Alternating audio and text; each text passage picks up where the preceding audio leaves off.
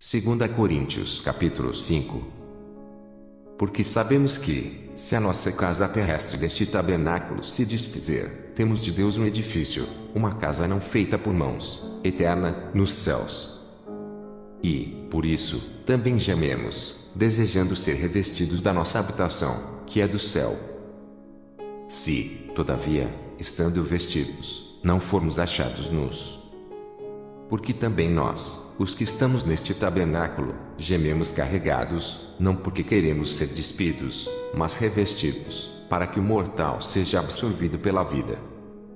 Ora, quem para isso mesmo nos preparou foi Deus, o qual nos deu também o penhor do Espírito. Pelo que estamos sempre de bom ânimo, sabendo que, enquanto estamos no corpo, vivemos ausentes do Senhor. Porque andamos por fé e não por vista.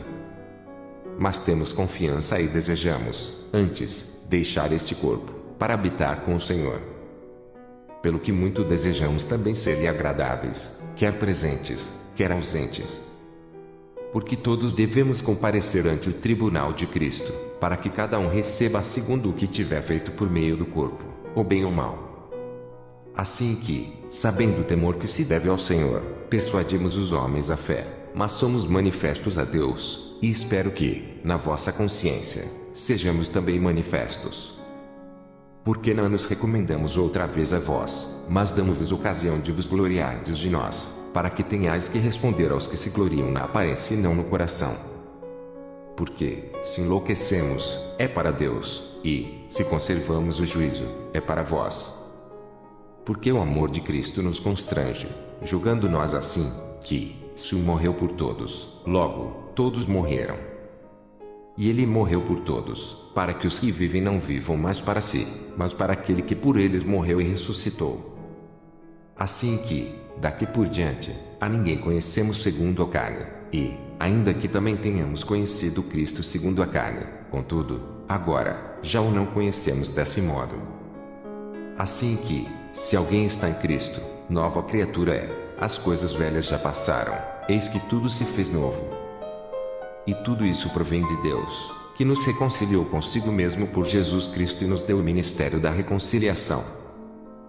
Isto é, Deus estava em Cristo reconciliando consigo o mundo, não lhes imputando os seus pecados, e pôs em nós a palavra da reconciliação. De sorte que somos embaixadores da parte de Cristo, como se Deus por nós rogasse. Rogamos-vos, pois, da parte de Cristo que vos reconcilieis com Deus. Aquele que não conheceu o pecado, o fez pecado por nós, para que, nele, fôssemos feitos justiça de Deus. 2 Coríntios capítulo 6. E nós, cooperando também com ele, vos exortamos a que não recebais a graça de Deus em vão. Porque diz, ouvite em tempo aceitável e socorrite no dia da salvação. Eis o que agora é o tempo aceitável, eis o que agora é o dia da salvação. Não dando nós escândalo em coisa alguma, para que o nosso ministério não seja censurado. Antes, como ministros de Deus, tornando-nos recomendáveis em tudo, na muita paciência, nas aflições, nas necessidades, nas angústias, nos açoites, nas prisões, nos tumultos, nos trabalhos, nas vigílias, nos jejuns, na pureza, na ciência, na longanimidade, na benignidade, no Espírito Santo, no amor não fingido, na palavra da verdade, no poder de Deus, pelas armas da justiça, à direita e à esquerda, por honra e por desonra, por infâmia e por boa fama, como enganadores e sendo verdadeiros, como desconhecidos, mas sendo bem conhecidos, como morrendo e eis que vivemos, como castigados e não mortos, como contristados, mas sempre alegres, como pobres, mas enriquecendo a muitos, como nada tendo e possuindo tudo. Ó Coríntios, a nossa boca está aberta para vós, o nosso coração está dilatado. Não estáis estreitados em nós, mas estáis estreitados nos vossos próprios afetos. Ora, em recompensa disso fale como a filhos, dilatai-vos também vós. Não vos prendais a um jugo desigual com os infiéis, porque que sociedade tem a justiça com a injustiça? E que comunhão tem a luz com as trevas? E que concórdia há entre Cristo e Belial? Ou que parte tem o fiel com o infiel? E que consenso tem o templo de Deus com os ídolos? Porque vós sois o templo do Deus vivente, como Deus disse, neles habitarei e entre eles andarei, e eu serei o seu Deus, e eles serão o meu povo. Pelo que saí do meio deles, e apartai-vos, diz o Senhor, e não toqueis nada imundo, e eu vos receberei. E eu serei para vós pai, e vós sereis para mim filhos e filhas, diz o Senhor Todo-Poderoso. 2 Coríntios capítulo 7. Ora, amados, pois que temos tais promessas, purifiquemo-nos de toda a imundícia da carne e do espírito, aperfeiçoando a santificação no temor de Deus. Recebei-nos em vossos corações, a ninguém agravamos, a ninguém corrompemos, de ninguém buscamos o nosso proveito. Não digo isso para vossa condenação, pois já, antes, tinha dito que estais em nossos corações para juntamente morrer e viver. Grande é a ousadia da minha fala para convosco, e grande é a minha jactância a respeito de vós. Estou cheio de consolação e transbordante de gozo em todas as nossas tribulações. Porque, mesmo quando chegamos à Macedônia, a nossa carne não teve repouso algum. Antes, em tudo fomos atribulados, por fora combates, temores por dentro. Mas Deus, que consola os abatidos, nos consolou com a vinda de Tito. E não somente com a sua vinda, mas também pela consolação com que foi consolado de vós, contando-nos as vossas saudades, o vosso choro, o vosso zelo por mim, de maneira que muito me regozijei. Porquanto, ainda que vos tenha contristado com a minha carta, não me arrependo, embora já me tivesse arrependido por ver que aquela carta vos contristou, ainda que por pouco tempo. Agora, fogo, não porque fostes contristados, mas porque fostes contristados para o arrependimento, pois fostes contristados segundo Deus, de maneira que por nós não padecestes dano em coisa alguma. Porque a tristeza segundo Deus opera arrependimento para a salvação, da qual ninguém se arrepende, mas a tristeza do mundo opera a morte. Porque quanto cuidado não produziu isso mesmo em vós que, segundo Deus, fostes contristados. Que apologia, que indignação, que temor, que saudades, que zelo, que vingança. Em tudo mostrastes estar puros neste negócio. Portanto, ainda que vos tenha escrito, não foi por causa do que fez o agravo, nem por causa do que sofreu o agravo, mas para que o vosso grande cuidado por nós fosse manifesto diante de Deus.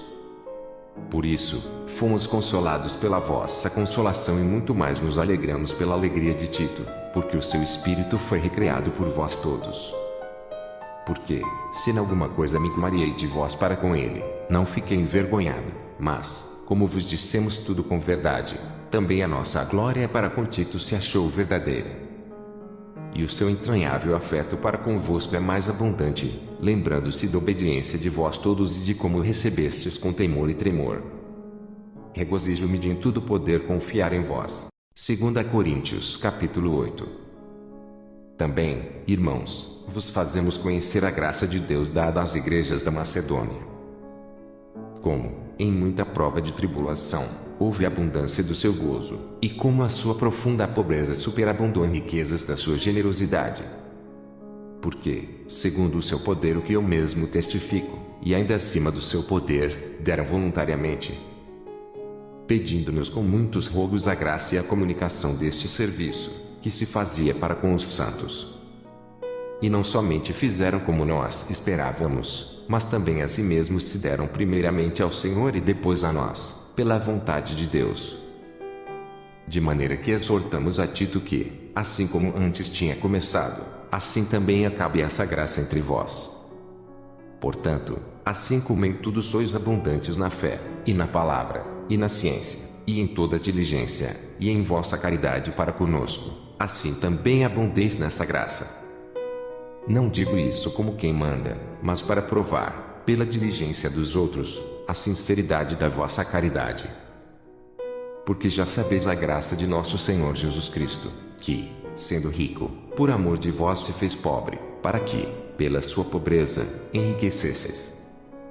E nisso dou o meu parecer, pois isso vos convém a vós, que desde o ano passado começastes, e não foi só praticar, mas também querer. Agora, porém, completai também o já começado, para que, assim como houve a prontidão de vontade, haja também o cumprimento. segundo o que tendes. Porque, se há prontidão de vontade, será aceita segundo o que qualquer tem e não segundo o que não tem. Mas não digo isso para que os outros tenham alívio, e vós, opressão. Mas para a igualdade, neste tempo presente, a vossa abundância supra a falta dos outros, para que também a sua abundância supra a vossa falta, e haja igualdade. Como está escrito, o que muito colheu não teve de mais, e o que pouco, não teve de menos. Mas graças a Deus, que pôs a mesma solicitude por vós no coração de Tito. Pois ele aceitou a exortação e, muito diligente, partiu voluntariamente para vós. E com ele enviamos aquele irmão cujo louvor no Evangelho está espalhado em todas as igrejas.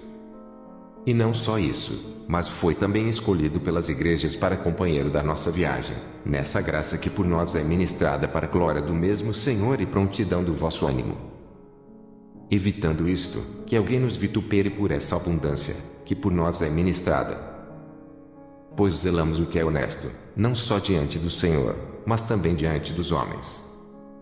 Com eles, enviamos também outro nosso irmão, o qual, muitas vezes e em muitas coisas, já experimentamos ser diligente e agora muito mais diligente ainda pela muita confiança que em vós tem. Quanto a Tito, é meu companheiro e cooperador para convosco, quanto a nossos irmãos, são embaixadores das igrejas e glória de Cristo. Portanto, mostrai para com eles, perante a face das igrejas, a prova da vossa caridade e da nossa glória acerca de vós. 2 Coríntios capítulo 9. Quanto à administração que se faz a favor dos santos, não necessito escrever-vos, porque bem sei a prontidão do vosso ânimo, da qual me glorio de vós, para com os macedônios, que a Acaia está pronta desde o ano passado, e o vosso zelo tem estimulado muitos. Mas enviei estes irmãos, para que a nossa glória, acerca de vós, não seja vã nessa parte, para que, como já disse, possais estar prontos. A fim de, se acaso os macedônios vierem comigo e vos acharem desapercebidos, não nos envergonharmos nós para não dizermos, vós, deste firme fundamento de glória. Portanto, tive por coisa necessária exortar estes irmãos, para que, primeiro, fossem ter convosco e preparassem de antemão a vossa bênção já antes anunciada, para que esteja pronta como bênção e não como avareza. E digo isto, que o que semeia pouco pouco também ceifará, e o que semeia em abundância também ceifará. Cada um contribua segundo propôs no seu coração, não com tristeza ou por necessidade, porque Deus ama ao que dá com alegria. E Deus é poderoso para tornar abundante em vós toda a graça, a fim de que, tendo sempre, em tudo, toda suficiência, superabundeis em toda boa obra. Conforme está escrito, espalhou, deu aos pobres, a sua justiça permanece para sempre. Ora, aquele que dá semente ao que semeia pão para comer também multiplicará a vossa sementeira e aumentará os frutos da vossa justiça. Para que em tudo enriqueçais para toda a beneficência, a qual faz que por nós se deem graças a Deus. Porque a administração desse serviço não só supre as necessidades dos santos, mas também redunda em muitas graças, que se dão a Deus. Visto como, na prova desta administração, glorificam a Deus pela submissão que confessais quanto ao Evangelho de Cristo, e pela liberalidade de vossos dons para com eles e para com todos. E pela sua oração por vós, tendo de vós saudades, por causa da excelente graça de Deus que em vós há. Graças a Deus, pois, pelo seu dom inefável,